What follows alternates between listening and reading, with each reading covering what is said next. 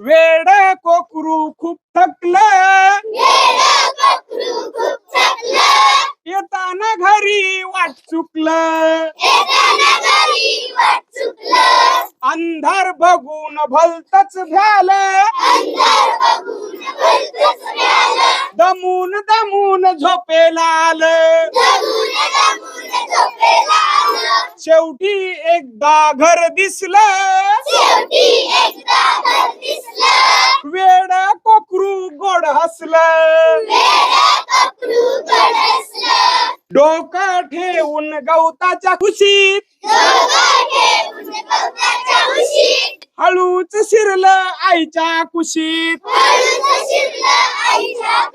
वेड कोकरू खूप थकलं, येताना घरी वाट चुकलं.